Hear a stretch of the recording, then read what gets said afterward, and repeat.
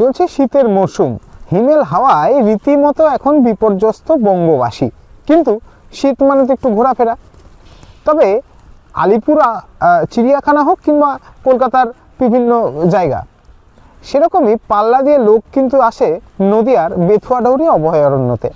এই অভয়ারণ্যতে রয়েছে হরিণ, ময়ূর, বিভিন্ন রকম পাখি, কুমির এবং বিভিন্ন বন্যপ্রাণী। তাদেরকে সংরক্ষণ করা হচ্ছে এই অভয়ারণ্যে। প্রায় বছরখানেক আগে রাজ্যের মুখ্যমন্ত্রী মমতা বন্দ্যোপাধ্যায় এই অভয়ারণ্যতে ঢোকার যে প্রবেশ মূল্য তা কিন্তু নিঃশুল্ক করে দেয়। তাতে করে রীতিমতো এখন জনপ্লাবন বয়।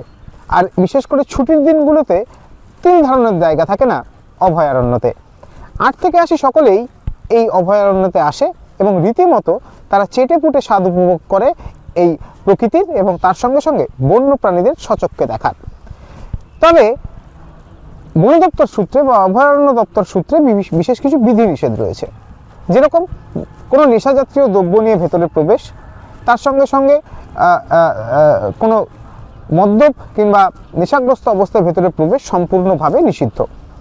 গাইড ব্যবস্থা রয়েছে, গাইড তাদেরকে নিয়ে যাবে বিভিন্ন জায়গাতে, সেখানে বন্যপ্রাণী দেখাবে এবং দুপুর 2টো পর্যন্ত রীতিমতো এই যারা পর্যটক তারা কিন্তু ভেতরে ঢুকতে পারে। শুধুমাত্র বুধবার বন্ধ থাকে অভয়ারণ্য, তাছাড়া সপ্তাহের বাকি দিনগুলিতে 3 ধরনের জায়গা থাকে না।